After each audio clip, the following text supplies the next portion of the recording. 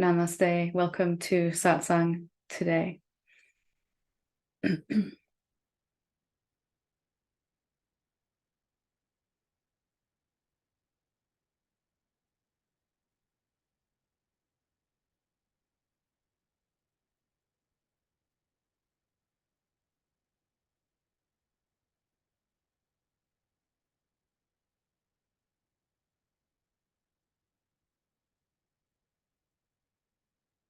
So, Satsang, as always, wherever it's held, whoever attends, there's only ever one purpose, and Satsang is for the highest of all human achievements, which is self-realization, awakening, whatever you want to call that. And that really is only a seeing of what's actually true about us. So it's very practical, very direct. And we're not really so much interested in philosophy about who we are. Of course, there's nothing wrong with that.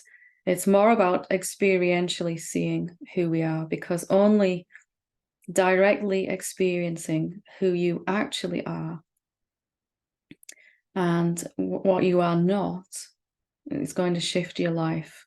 So what you really are is something infinite, formless, and everywhere.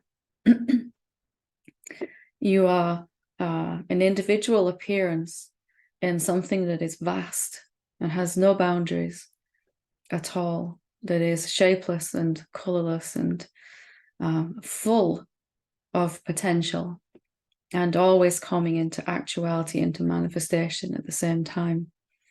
You have you span the entire cosmos. The cosmos appears inside you, and there is only one being. And what you're meeting every day is your own self everywhere, all the time. This is your own self talking even now.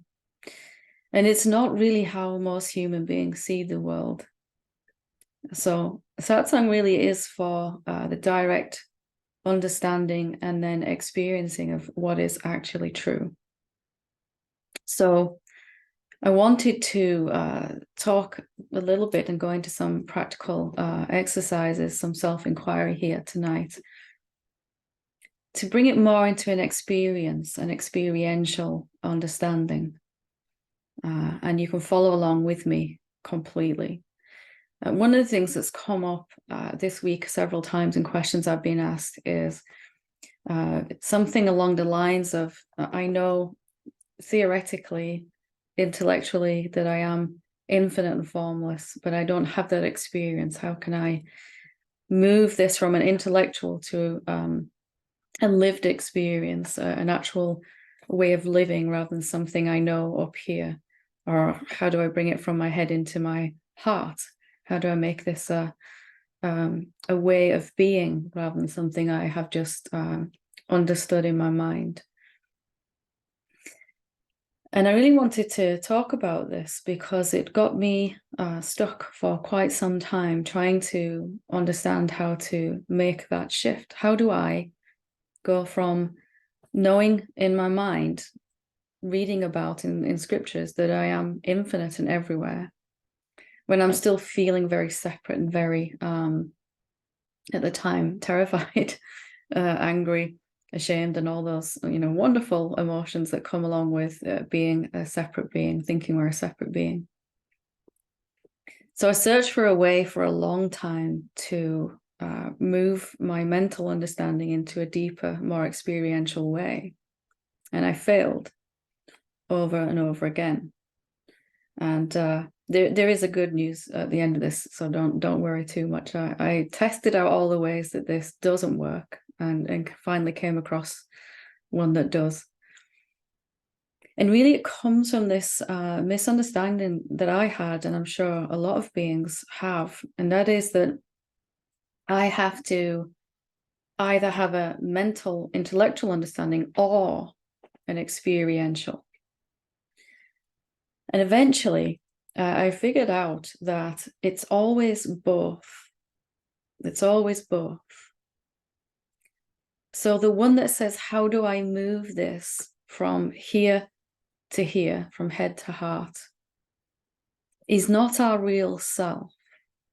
It's not our authentic self. It is our thought constructed self that's trying to bring a mental understanding into a lived experience. And it's going to fail every time because it's just a thought constructed self. All the things I think about myself and everyone else and everything else. And all my stories is that thought constructed self. And it is really incapable of bringing this into an experiential lived realization through no fault of its own. So how do we move forward in that then? If we can see that a mental understanding, an intellectual understanding, is seen by that which is already experientially here, and that there's an intellectual understanding, a mental understanding that's happening inside that which is already here and is your real nature, that you can use this mental understanding even to point you back to that which is seeing. So even as we say, I know this intellectually, but something is listening to that sentence, isn't it? We've always just called it me or I. Whenever any thought goes through your mind, something hears it. What is that? Have you ever really looked at what that is? And is it a thought process? Is it a mental process? Something is listening to these words also through your ears. Something is looking at what your eyes are seeing also. It's taking feedback, information, sensory input from your eyes and ears and listening. It's aware, it's watching. What is it, that awareness? Is it you? Is it a person like you think, like you have thought? So just bringing attention to look at this, and we can all do this together right now. If you want to, you're more than welcome. If a thought ran through your mind right now, you would know it's there. What are you then? The thought is in your head, but where are you, the one that sees it? You're not just another thought. You would see another thought. Even if you have a thought that says, I am the infinite self, that is seen by something that is not a thought, is already directly, we can experience it directly. What is it that's listening to thoughts? What is it that's hearing these words, seeing these images? Just taking some time to really slow down and look at that. What's aware of thoughts in your mind? Can you find what that is? Is it an object or is it something different?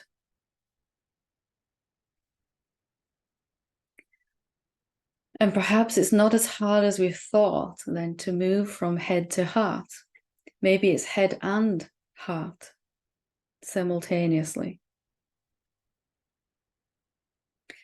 The heart of our being, the awareness that we are, the sentience itself, the formlessness, the consciousness, and what we're conscious of, thoughts going through the mind. How do we go from head to heart then? Well, to notice what's noticing in the head. There's a thought going on. I am the awareness. I am the infinite self. I am a someone. I feel tired. I'm bored. I'm restless. I don't understand what's being said. I do understand what's being said. And everything else in between. Or if you were to have a pain in your body, a sensation, an itch, or a negative emotion, or if some bliss showed up, some peace, something would know what the body is experiencing. Something knows the mind, even. Something about you. You can tell me right now whether your mind is thinking or not thinking. You know, instantaneously. Have you ever really looked at what that you actually is? Is it a someone? Or is it something very, very different? Something that you can't find in the way that we usually look for ourselves as a someone? It's not a thought, is it? It sees thoughts, but it's not a thought.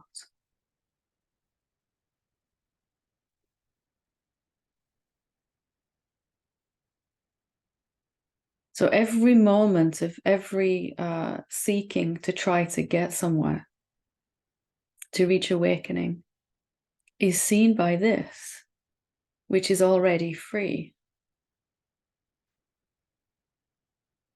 Even if you take this information that you're getting now and use it on some level to try to move towards some future moment where you're more awakened than you are now, still that is watched by something which is already free, this awareness, consciousness. Not what we're conscious of, the mind, the body, the emotions, the changing phenomena, but the consciousness itself, which is not a perceptible thing with our senses, and yet is nonetheless here. Instantaneously aware, knowing, watching, being.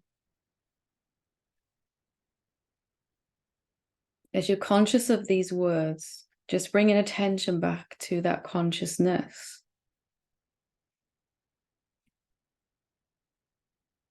Let what you're conscious of point you back to that which is conscious.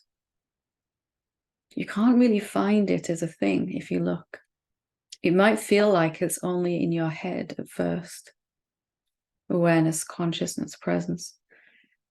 But if you really look, if you really, really look, can you be sure it's only in your head?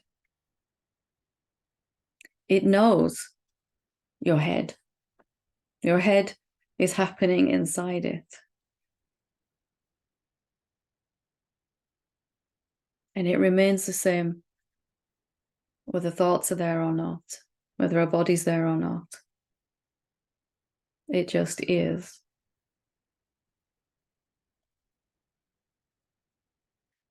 So a lot of us get stuck here. How do I go from mental to experiential? How do I move into living like this? Well, the one that asks that really can't do it, but we can shift attention to that which is already living it, being it, completely free, even now. That consciousness we were just looking at, does it have any work to do? Does it have any stuff to release? Does it need to become more conscious? Or is it already absolutely free? Even if the body feels tight and contracted and there's some negative emotion, consciousness remains the same that's watching it. Even if the body feels light and open and free and peaceful and joyful, the consciousness remains exactly the same. So for me, coming to live like this was more of a shift of where my attention was going rather than achieving something or making this that was happening here. A lot of stuff, a lot of knowledge, a lot of learned facts about the awareness, about the consciousness from scriptures, from momentary experiences, from books, from teachers, all of that. Instead of trying to make this drop down into here, and of course here I'm talking about the spiritual heart, not the physical organ, the core of our being, the consciousness,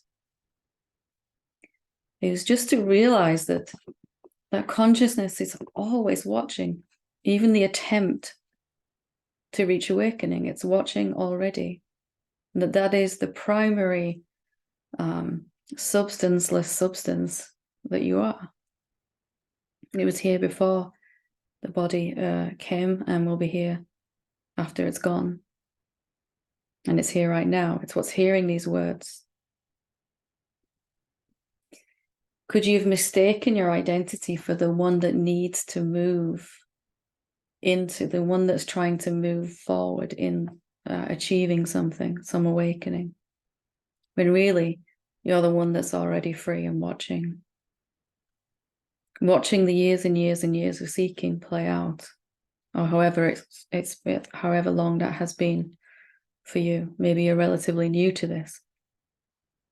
Maybe you've been seemingly seeking for a long time. And still, the consciousness that is already free has only ever watched this. And we have some bias of our focus towards that which is moving and changing. And we tend to ignore that which is already here and stable and quiet and not struggling, not changing.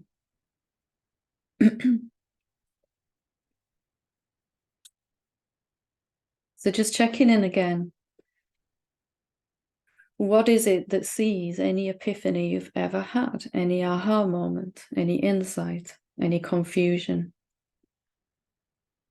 any doubt, any guilt?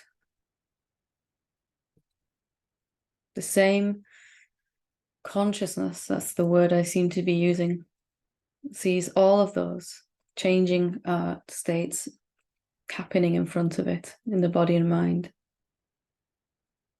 It sees this thought that says, how do I move this into an experiential understanding, realization? And yet it is already free.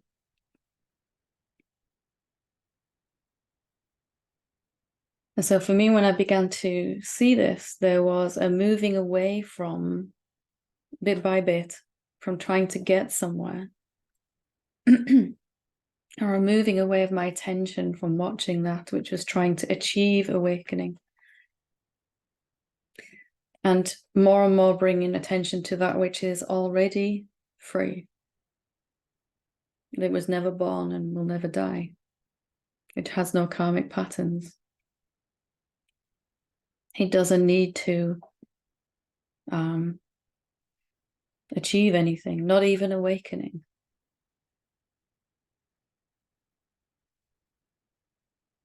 And yet somehow it's playing as this human beingness that we all are appearing as, exploring itself, understanding itself, talking to itself.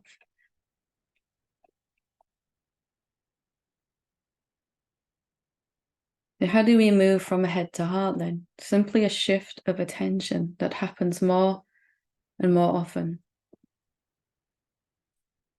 And this seekingness then begins to fall away because we're not so interested anymore in getting somewhere. And we're also not so interested in getting rid of the seeking either.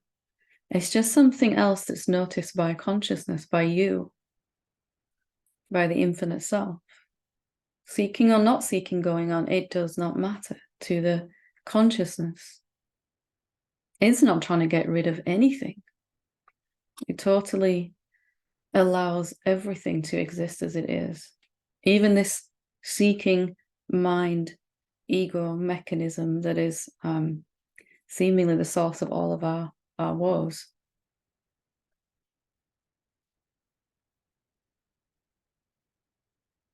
Let's check again, one last time. What is it that's hearing these words? Can you find what you are? These words are going in through your ears, through the devices we're using. And who's listening? Is it a someone or is it something very different?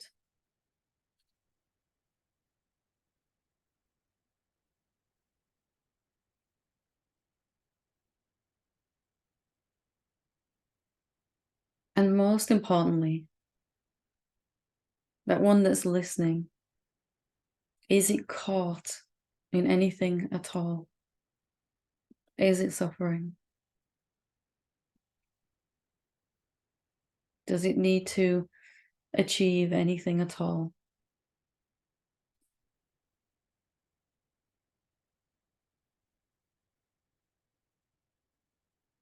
Is it trying to get rid of anything?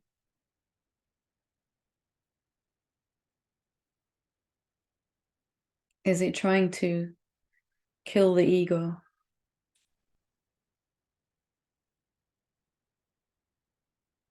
Or is it totally already at rest?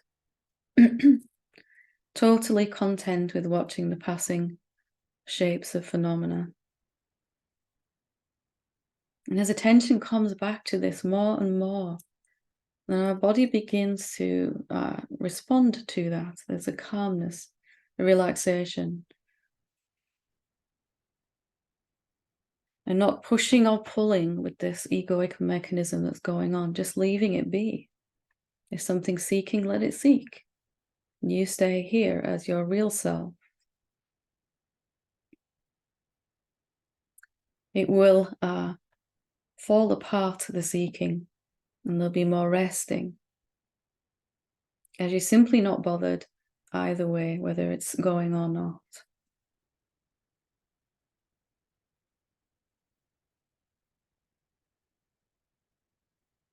So an intellectual understanding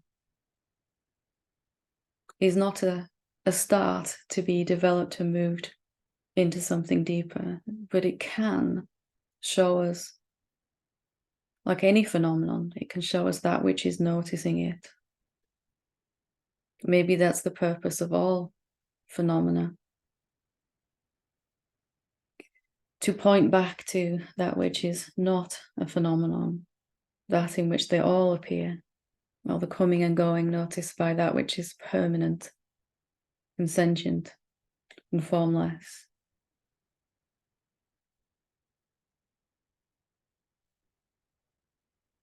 So from head to heart in 10 seconds or less, what is it that sees what's going on in your head? Is that theoretical? Is that a mental understanding? No. Something much more profound, something real, authentic, indescribable. I still don't know what that is, what you are, or what I am. But I know it's here, and it's reliable, and it's permanent. And it hasn't even come to rest. It is completely still.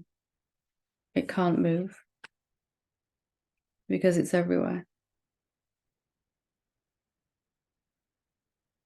If we were all to sit in one room together, all of our bodies, how many consciousnesses would there be in that one room? Maybe an even more exciting question, how many rooms would be in that one consciousness? All of them.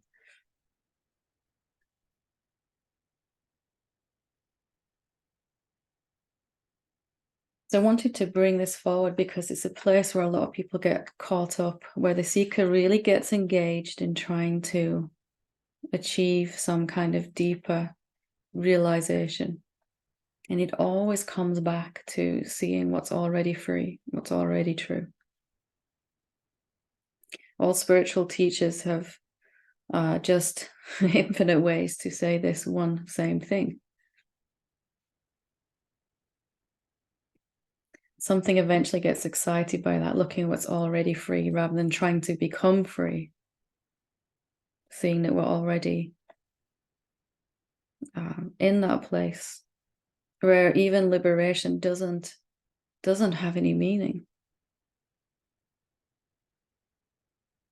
Do you even need liberation when you were never bound? Consciousness is free right now and never can be caught.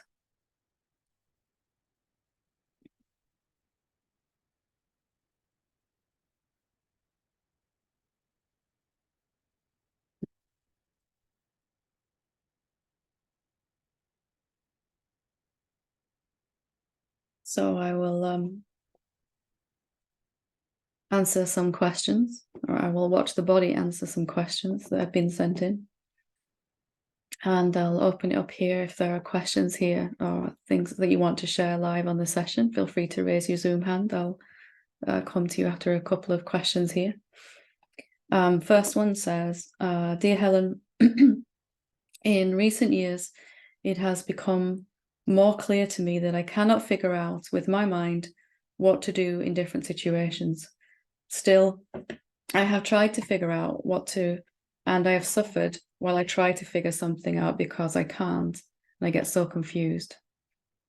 Sometimes I succeed in figuring something out, but it's almost always with a little manipulation or a lie in it. I have done less and less in trying to solve, for example, my finances and job situation. I have given it to God, but it takes time to give it all to God and really let go of it. Now I really need miracles in my finances to make it through the month of November.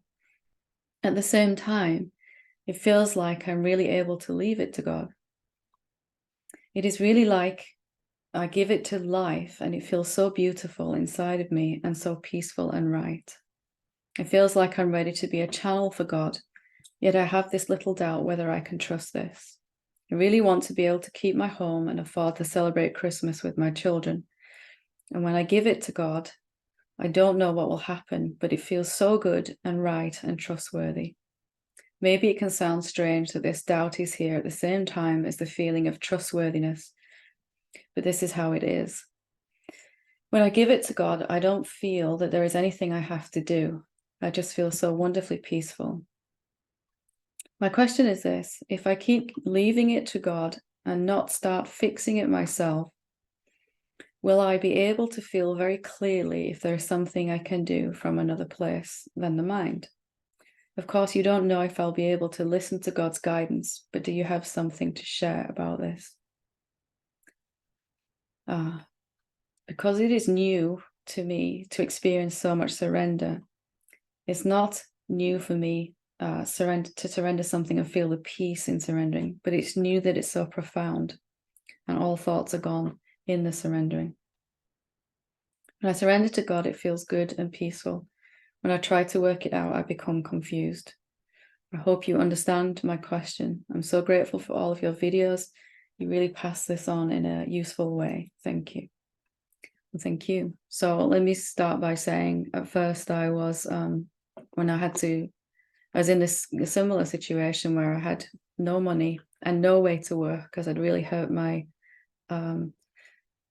shoulder and I had to give up my cleaning business and I had nothing, and I had still at that time my youngest daughter at home, so I was thrown into this position of having to trust, but still, even with that trust being developing, I was still terrified, I was still doubting, I still wasn't sleeping every night.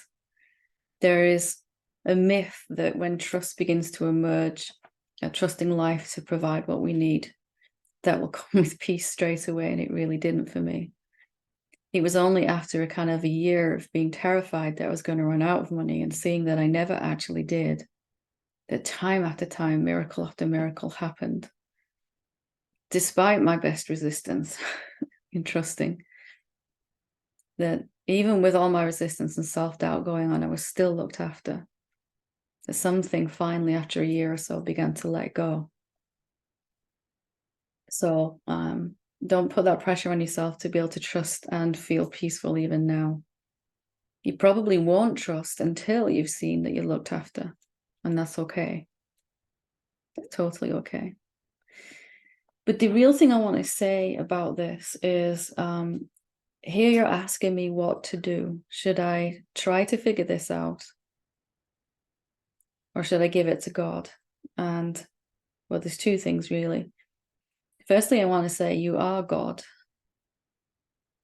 Giving it to God is just a way of saying I'm letting go of my personal imagined self in this moment, my strategies, my thought constructed self. And I'm allowing that divine essence to flow as me, not through me. A channel for God is different than actually being it. And this very direct teaching that we do in these satsangs, any satsang, it will always be telling you the same thing. You are that source of everything. You are infinite. So letting go of the idea that you have a choice about this, it's really only to see clearer that you've always been that. And that the one who thinks it needs to choose is not really who you actually are. It's a thought constructed self. And, you know, in my experience, if I needed to listen to guidance and I didn't, I overrode it and ignored it. Life gave me an ample next choice, a next time, and another, and another, and another, until it was so blindingly obvious this same experience kept happening again and again and again, that it was almost like something slapping me around the head and going, okay, you need to actually listen to this guidance that's coming to try to help you. So it will be unmistakable. And that's not to mean it's a bad thing. It's a good thing, that guidance. And when you realize who you really are, you won't be able to ignore it at all.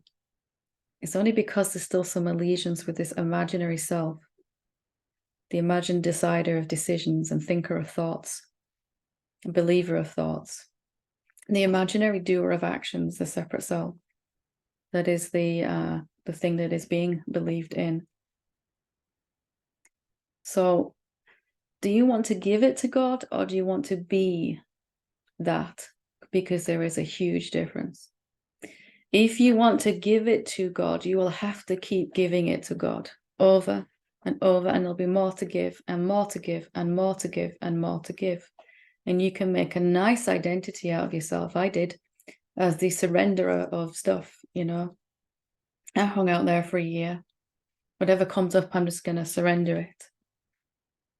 But really, the ultimate surrender is the realization that there's nothing for you to surrender except your imaginary self. Only that. So I'd hope that helps. I'll go to just one more question and I'll come to the hands up here. Dear Helen, I really love the question. I don't know who I am. I go into the question with curiosity, but can't sustain in the not knowing for very long, or can't go in deeper. Sort of feel stuck in there very easily. I really wish I could go beyond that with your help. You've been an immense inspiration and blessing for what I am today. Truly love you.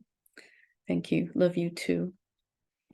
So this is good. It needs to come from two angles. So asking this question, what really am I? Or who am I? Or where am I? Whichever question you feel aligned with. And seeing that you're not at all, like we were just looking at, that we were calling it consciousness, where we could call it awareness, presence, stillness, God, divine, all of that. And then to go deeper in it, we have to really question what that means. What does it mean that I am not a thing? Can I be affected by anything that affects things then, like life, birth, death, suffering, illness, disease, old age, all of that? And can I be affected by my mind? All of those things, if I'm not a someone like I thought I was. And then the other side of that is to notice in your everyday life. So you have a seeing in your inquiry, I'm some vast no thingness. I don't have a shape or a form. My body does, but not me. And body's inside me rather than me inside it.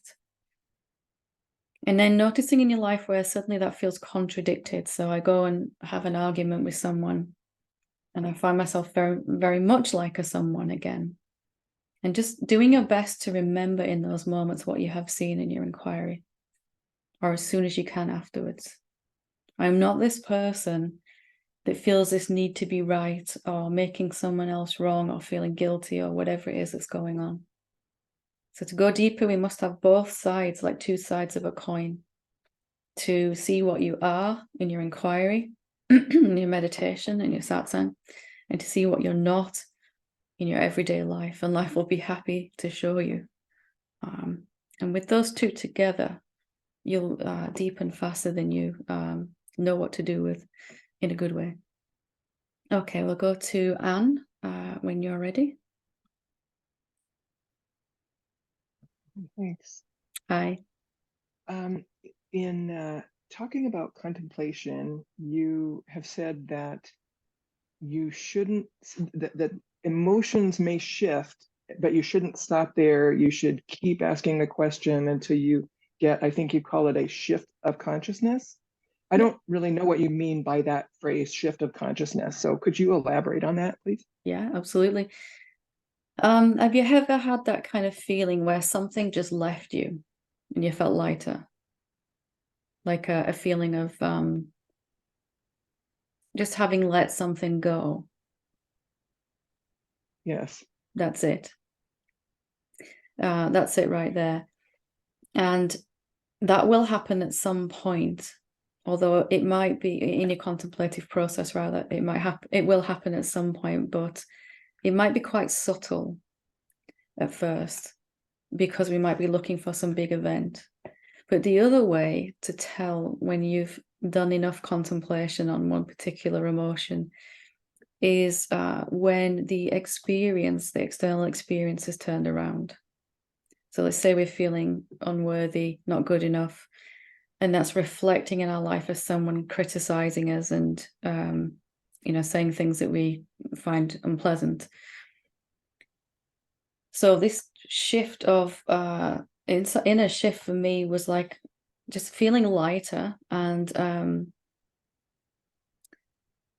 also just not, when the same thoughts play, just not really being able to, it was like, whoa, I can't actually believe those like I used to. There's still a little tiny pull, but before I was just like flypaper. It was like, and now it's like, wait a minute, that's not, and you've probably had that experience before where you just, the same thoughts play, but they just don't have the same pull. This might still go on for a while afterwards, but they're just thoughts then. They don't have this kind of horrible sinking feeling inside. And when the experience, either that person moves out of your life or they apologize or it turns around somehow, that's another sure sign, because on the outside is the same as the inside. And if something's shifting out there, it must be shifting in here too. Does that help? Well, I thought it did, but now I'm not sure. Just a couple of days ago, I was feeling, I had this interaction and I was feeling really invalidated. Mm-hmm. And so I was first of all trying to figure out what that was saying. So I had a little bit of trouble coming up with the question, but then when the question came to me, at first it was like, is it true that I was invalidated? But that didn't really feel like the right question. Yeah. And what happened was the question came up, do I need to be validated by this person? Oh, that's good. Do I need this person's approval? And as soon as I thought that, I just laughed at the ridiculousness of that. And there it is, right? You just can't go with that. Yeah. Right. And so was that, so that's where I wasn't sure if that was a shift of consciousness or just an emotional answer. No, because it didn't. If you go back to how you felt when you were almost laughing, it was just an obvious realization. I don't need anyone's validation. Certainly not this person. Because we might not always remember it to that level of clarity at first. It might wobble a bit, but something fundamental inside has shifted, and it's self-love emerging, isn't it? To I value other people's opinions and validation, but I'm not elated by it when I get it, and then really down when I don't get it, or I get the opposite. Right. Yeah, and in particular, in this situation, I before I was feeling like I needed to explain to them and get them to understand my side and agree that it made sense, and like that all just was gone. It's like, you know what? If they don't like me, they don't like me, and that was like the greatest freedom of all. Just finally not to. It's not like you're being rude to anyone. You do your best to be polite and make friends and all of that, but some people just aren't going to like you. Or they aren't going to give you that approval or that validation because they've got their own stuff going on. But you just don't want to be in that place where you're just like constantly pulled down by that. And you can tell when that's gone. It's just like, why did I ever kind of think I did need that? It's just suddenly a 180. It's flipped, hasn't it? That's what I mean by that. Yeah, Okay, that's a great. really good example. Yeah, Okay, thank you so much. thank you. John, when you're ready.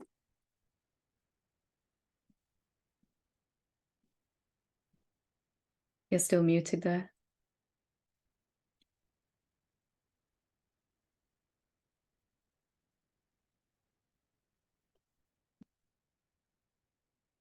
We can't hear you. Let me see if I can. Can you try to unmute now? There we go. Oh, sorry about that. That's okay. Because I deal with so much physical pain Mm-hmm. and stomach pain as well, and waking up constantly with this pain.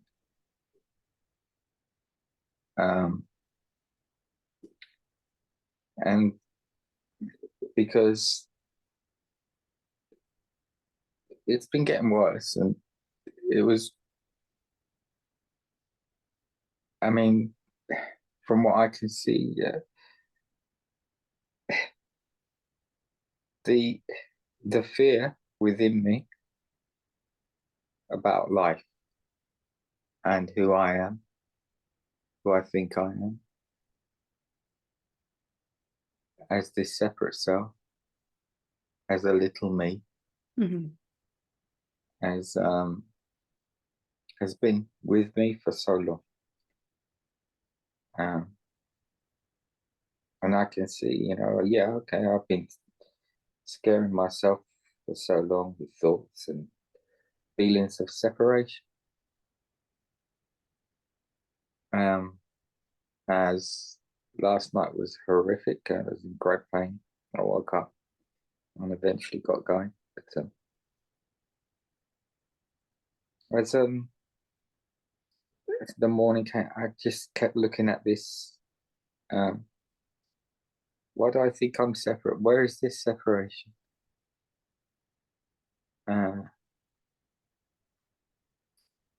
Particularly due to my illness, that if I have to go to a hospital or something like that,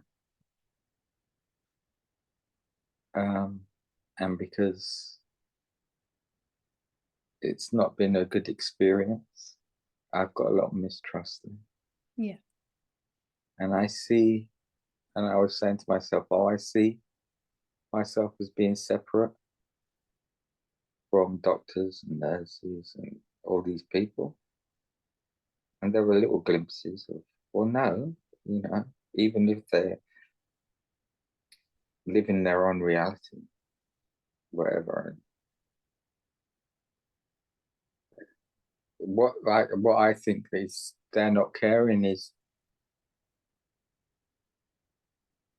well, they can't see it anyway because they're in their separate reality.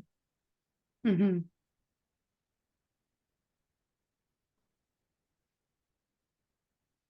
But I kept looking at them.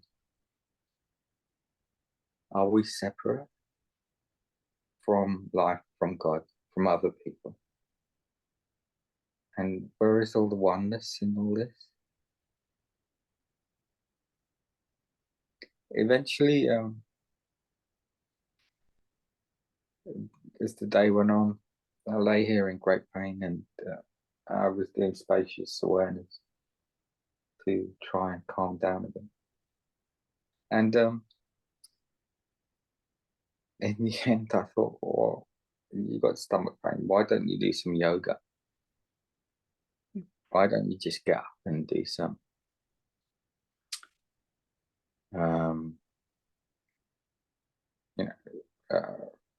IBS yoga or whatever, Mm-hmm.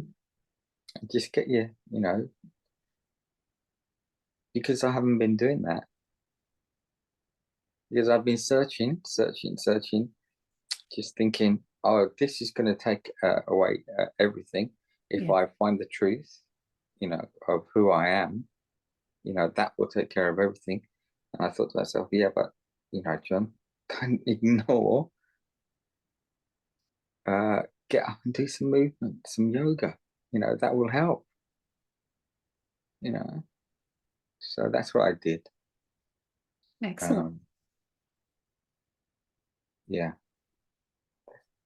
I don't even see a question now. I'll put that. Okay, that's okay. You know, yeah, you know, it all started with goddamn fear anyway, you know, thinking that I'm separate and, you know, lost and lonely little kid, you know, even after all these years. And I see that, you know, but I still get trapped by when things get really scary and angry and That's painful. it's okay, isn't it? Nobody has ever written anywhere that you're supposed to be able to come out of it all at once. It certainly wasn't my experience, and I've never met anyone that just suddenly went, you know what, I'm done with all this and I'm free. It was a seeing and a seeing and a seeing and a seeing and a seeing, you know. Yeah. And that's speeded up by not blaming yourself when you fall back into it. We all fall back into it. That's why the satsang every week and not once a year. You're doing really well. Hope you can see the changes happening in you. Maybe not yet. Maybe you dare not trust yet, but Yeah, you know, it's still a big, you know, egoic thing to think that everyone is separate from me, you know. Yeah. that's all we've known, isn't it? And everyone else is agreeing with us. So it's only really when Yeah. we end up in a satsang like this that is even questioned. So that's why it goes on for so long, because everyone you meet will constantly reaffirm that to you. They'll talk to you like you're a separate being. Yeah. Yeah. And you know, whether you realize it or not, you are realizing who you are, and that's why the urge came to move your body. Because naturally from there, whatever's best for the body and the mind is going to begin to come back through. Fear is paralyzing, isn't it? Sometimes in its nature, it stops us from doing things that would be helpful for our body. So this urge to do a little bit of yoga or something is the self, the infinite self, starting to flow a little bit through your body and mind. Yeah, it was just a little insight, I suppose, noticing something. Yeah. And then going, oh, well, hold on. For all this time that this has been happening, especially these last few months or whatever, you've not done it. Even though you've had this stomach issue, you've not done anything to alleviate it by yourself by doing such a simple thing as yoga. We can only remember that when we can. Usually we're caught up in so many thoughts that we just don't remember what would be helpful at that time until later we come out of it a bit.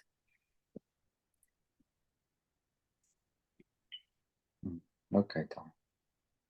I wonder if you Thank know you. what a massive wave of love has come. I have received so many messages, so many people asking me to tell you how amazing they think you are. You're like the most famous person in the whole Sangha right now. Yeah. All week I've been getting messages saying, please, when you talk to John next time, would you let him know how much we love him? Even if you look Yeah, you know, that's it. Because it's the biggest goddamn trip of all, you know, to see your loved. Yeah. I've never felt loved. Ever. well, you're getting it now. All you can eat buffet. I love you all, and I'm doing my best. You are. You're doing amazing. And it's good to talk to you again. All right. You take care. God bless everyone. Lots of love. Bye-bye. Okay, so we'll take these two hands that are up and then we'll finish for this evening. So Daniela, when you're ready. Hi, Helen. I hope you don't mind if I keep my camera off. Yeah, no worries. So it's a kind of a variation of what I was saying at the virtual retreat. But so it's the way I see the world very differently from how I used to see the world, and Yeah. I feel quite alienated from how many people see the world, because I feel like I see something else, and I've noticed, well, my family, there's been a kind of coming together, and I see them over Christmas, but that there's sometimes a sort of an aggression from my brother and also my dad. Not that I'm trying to put my views on them, but things come up, say, and I don't want to be shut down. I don't think it's healthy either for me to be shut down by others in a way of, and aggressively, as if to shut me up, such. But at the same time, I want to be on good terms with my family, and I love them. And so it's not that well, at least consciously, right? I don't feel like I seek validation from them. That's past. I don't feel I seek validation from anyone. But there's still, like when I spoke to my brother yesterday, and I mean, it wasn't even about contentious issues. It was about cat food. And he took issue with me talking about the cats. I'm cat sitting as people, cat people. No. He wanted them to. They're just cats. And I just kind of felt quite a little bit just sad and shut down, and like he's treating me like I'm some sort of alien weirdo, and it just felt unnecessary. And so what I noticed is that I felt sad. And I feel sad as I say it, because I think of going to visit my family at Christmas. They live abroad. And it's very hard for me to be shut down, to be shut down. I don't want to put views on them, but at the same time, this sense of alienation from the people who I love is hard, and it makes me want to just withdraw. Tell me about the alienation. I mean, tell me a bit more about that, as in. Because I feel like if I can't let, one of my themes in this life is I'd rather die than have my voice shut down. And if I feel like I'm to be treated as an outsider almost, or because they do love me. It's not that I don't know that, but to be treated, to have someone be reactive to me because they're almost, I guess, threatened in a way by the things I say, which goes beyond the pale for them. And it feels like a lot of how I feel about the world goes beyond the pale for 99% of the world right now. And it just feels really sad. It's just like, I don't want to live in a world where it's hard to find people who are seeing what's happening, like I feel I do. And I'm not a weirdo. I mean, not that I'm scared of being a weirdo, but what I mean is, I just feel sad that my brother feels he has to be aggro towards me because he feels threatened somehow by me just being myself. And I don't want to withdraw. I want to be able to, I don't know. Can I ask you a really challenging question? And you don't have to answer it here live. I mean, you can if you want to, but something inside when I ask it is not going to like it.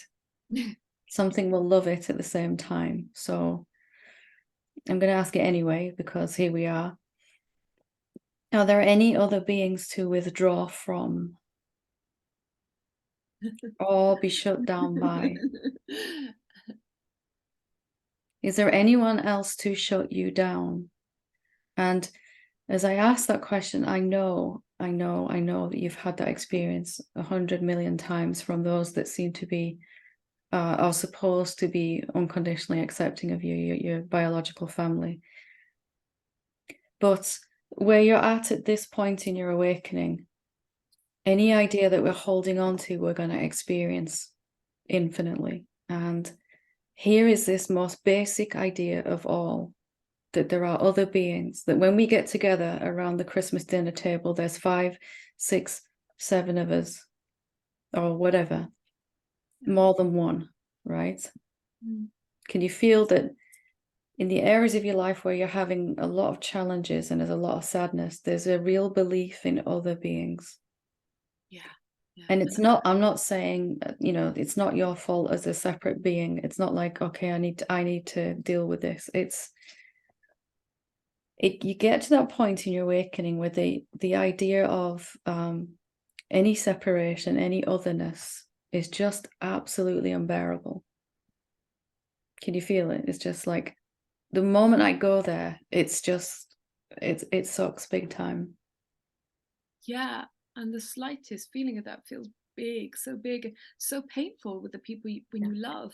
And our biological family love them, we love them, but they do push buttons sometimes, and they really, as I'm sure we do for them. But for me, this came up in this area too, with my children, with my parents, with my sister, my sibling. It was the same. And here's the area where we are most reluctant to realize there is no other being, because our mind says, if I realize there's no other being here, I'm just going to be open and vulnerable to their attack coming, you know. But in that realization of your oneness with your brother, in your kind of quiet remembering, if you can, while you're there, and practice before you go as well, that my awareness and his awareness doesn't really stop in the middle of our two bodies. There's no imaginary cut-off point where one awareness stops and the other starts, one beingness. Then you'll see everything turn around, because you are your brother too, and he'll be feeling the same way inside, deep down. He won't want the conflict either, and your, you know, your whole family. And to a certain extent, other beings are stuck because they think otherness is true, so they can't make this shift yet. But you can for yourself and help them in the same. Not that they're going to suddenly go, wow, I am infinite, but there won't be the conflict in the relationship anymore. So are you, I mean, I really welcome you saying this, by the way, but are you saying that somehow find that that kind of separation that's being demonstrated on the outside, find that within me? Well, just that within me. Here you are, here's as direct as I can say it. Here you are telling me about problems you're having with other beings. Can you see that? Yeah. And we could spend a lot of time talking about how to make that relationship better, or we could work on realizing there's only one of you in this relationship. You're appearing as yourself and your brother in the example that you gave. And at a certain point of awakening, only that is going to fix it. Anything you do from this belief in otherness is just going to make it worse or be largely ineffective. Yeah. And you're seeing that now, you're experiencing that, right? Yeah, and I don't want to be tinkering on the outside anyway. I don't want that controlling on the outside. And it's just... So if you can, and I totally advise doing it before you go, before you're actually in the same room, remembering I am showing up as this being is also me, and just bringing yourself back to that as often as possible. Doesn't mean, like mine says, that you're going to be a doormat and let everyone walk all over you. It actually, for me, it was the opposite. I finally had the ability to set some healthy boundaries in relationships like that, where I couldn't do that when I thought I was a separate being. I was so busy trying to get people to like me. But as I insisted inside on not seeing any separation, realizing we are the one being appearing 2 or 3 or 4 or 5 different ways or whatever. And that was a gradual thing. It's not like I could just step into it completely. It was just more and more remembered. And I would even sit with my sister, and in a quiet moment, I'd be actually inquiring, where do I stop and where, not verbally. It was, we would have a cup of tea and I would be trying to find the edge of me and the beginning of her. And everything turned around in our relationship. There's no friction, no conflict. I think the worst thing that's happened in 3 or 4 years is I got a little irritated with her, which is very different, Okay. you know. So, and the same from she's different as well. We're very, very close now, closer than we've ever been. But it took a realization that nothing I did from the idea of separation is going to work here anymore, because your awakening has already deepened too much, because you're already too awakened to function from this place in thought now.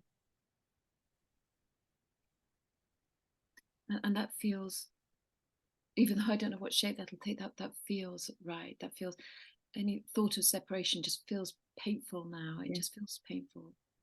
And that's why the self is playing as this relationship of brother and sister, so that it can deepen its self-love in both body-mind vehicles, using the apparent two-ness of it to work out the bugs in self-doubting, and you know, and then eventually in letting go of separation altogether. And your brother will probably never know that anything's different in you, but there won't be that conflict, and you'll just get on a lot easier. You still have your ups and downs like any relationship, but there won't be this conflict inside you all the time. It's not really about your family. It's about the fact that you can't live in separation now at all, or otherness. Life is asking the same thing of you as it did of me and all of us, to allow this to flow into our relationships now. First a seeing in here, and then a being, you know, and allowing it to unfold.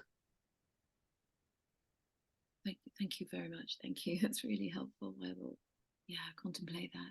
Thank you. Wonderful. Thank you. Last but not least is Claire. Hi, Helen. Hi. It's my first time on screen with you. Wonderful. Lovely to talk to you.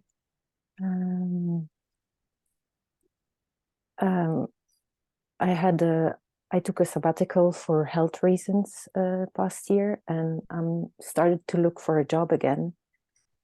And I went for a job interview on Tuesday, and after that I got like hip pain, and today I was in really bad physical pain, like all over my body was screaming, and I could see that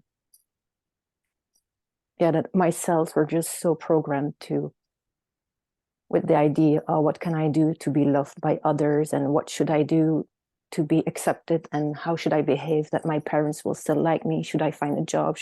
How much savings do I need? Whatever. Yeah. And it's like, is this body giving me this signal because I'm actually going the wrong path? I shouldn't go for this kind of job or something because I'm not listening to something? Or is it just to feel those fears and patterns, but I should still, I don't know, go back in? It's like I'm going back into society, but I don't really want to, in a way. Can you go back into society when there's only you?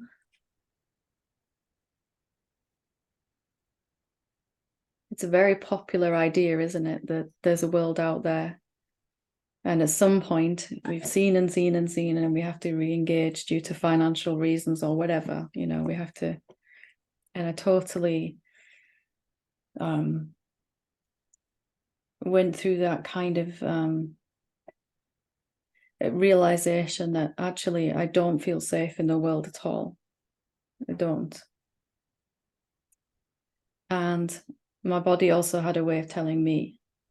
And if you look at our hips, it's really the major movement forward isn't the way that our body moves forward. It's very symbolic of I don't want to move forward here because I don't feel on some level ready or safe or something.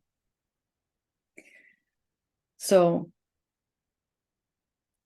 for me, it took some real seeing of who I actually am, and that is not limited in any way. It is appearing as everyone. And that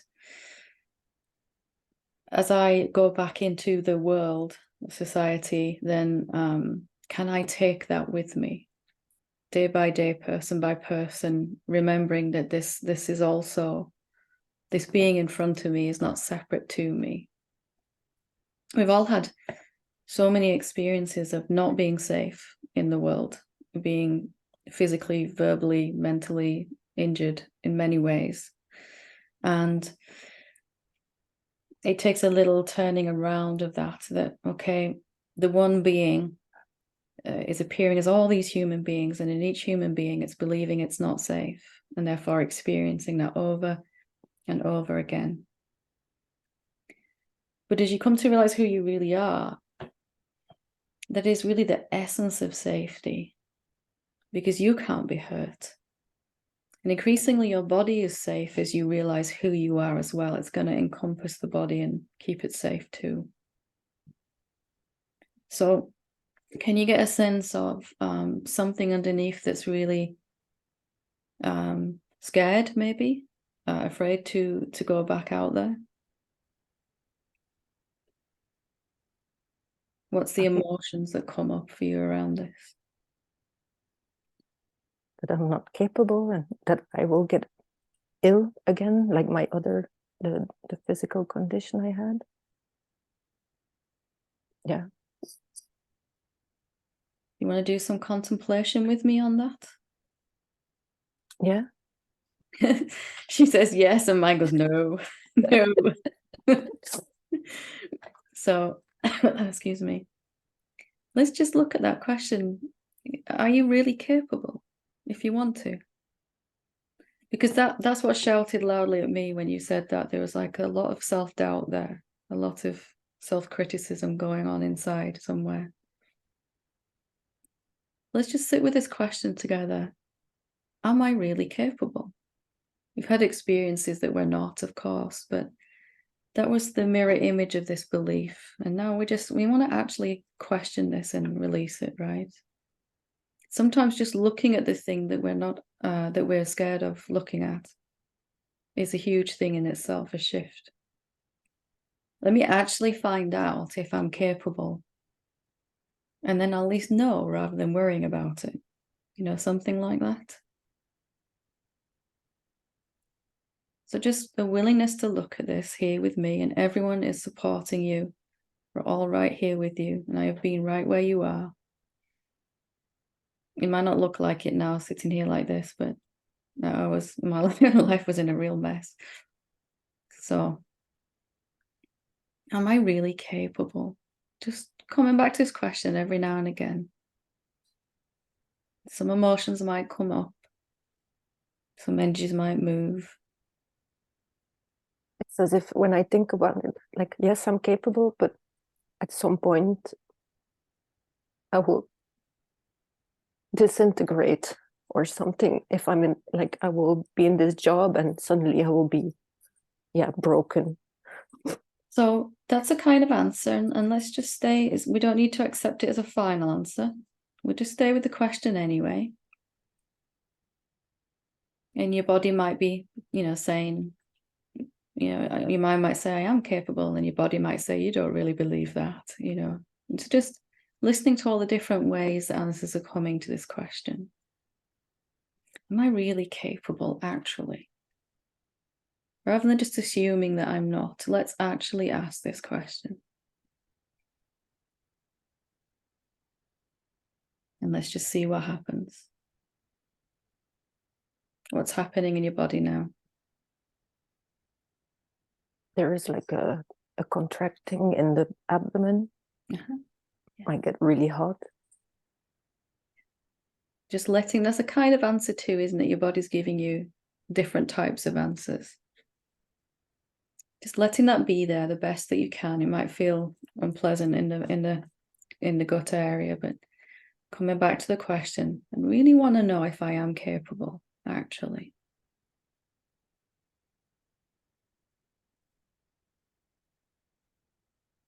You're doing amazing.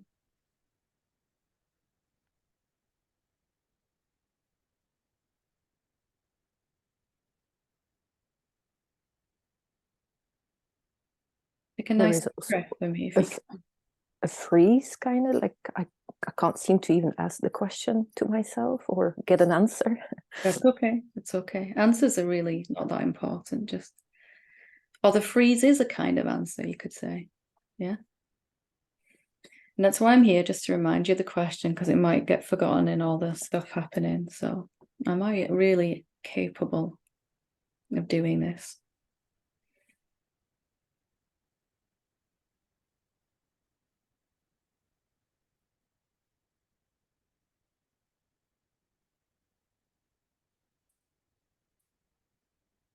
So your body wants to move, right? Shake that energy out. You can feel it.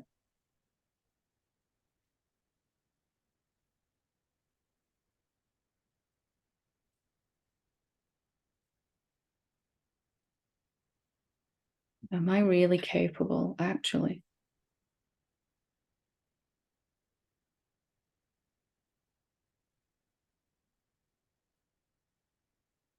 Take some nice deep breaths if you can. Breathing right down into the belly, not just your chest if you can. Not like forcing more air in, but just taking it a little deeper than you normally would. Just helping your body to let go of what it needs to let go of.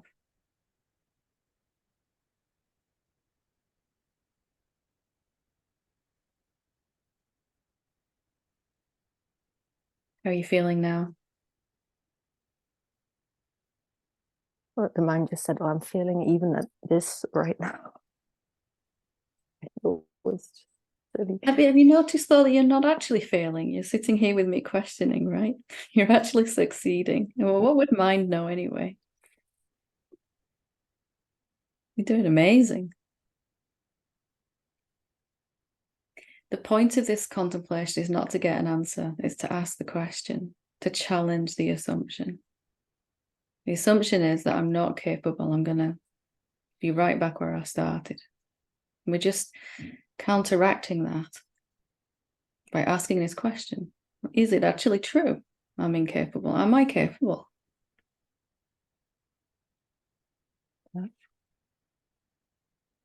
Yeah, I feel like a lot of stuff can come up just asking this question, like even probably like wanting to throw up or all the fears. And because in the openness of the question, energies that have been trapped can actually move. You can kind of feel it, right? They just want to release and come up, and they've been kind of stuck like this in the body. You could feel it in your gut at first, right? Yeah, it's like this big ball of fear right down there. So yeah, and the health issue I had is in the gut, so it makes it like a very sensitive area. Yeah. But your body, you even said it yourself, your body is shouting at you that this thought is not true. It's shouting at you that you're way off track what's actually true when you doubt yourself. When you think that you're not capable of handling it, etc. As we all do, your body's saying that is so untrue, so opposite to what's actually true for you. And as you start to question, your body starts to say, yeah, now you're more on track. This is, just a little bit nicer. And the body can begin to relax a bit in that then. Stuff can move. So if you want to, I'd suggest just staying with this question over the next few days. Just gently, not like I'm gonna really question, like mind does. I'm gonna roll up my sleeves and get on with it. Just gently and softly, like we've been doing. I will. And when it pops up, what should I do? And that feeling, should I try and get a job, or what should I do? Just noticing that why that feels bad is because you're doubting your ability to make a decision and all of that stuff, if there's a self-doubt going on. So just gently coming back to whatever question feels right for you in that moment. Really, it's unworthiness, isn't it? I'm not good enough. I'm not good enough. There's something wrong with me. And it's not true. I can see the Buddha looking back at me. And you'll see it yourself soon. Thank you. I know you don't believe me right now. It's fine. Well, I have hopes. Yeah, it's okay. Lovely to talk to you, and well done on that. That was really brave. Likewise, thank you. Wonderful. So we will leave it there for today. Thank you to everyone for your brave sharing, and so much love and support coming. Waking up to the truth of who we are is the most rewarding, worthwhile thing that we will ever do. There is no other word, but it can also be the most challenging, and that's why communities, sanghas, are so. Sangha is just a word for a spiritual community. If you don't know that word, people who are also waking up to who they really are, and will support you in that. They're so vital. So I'm glad that you're all here. Thank you. Namaste.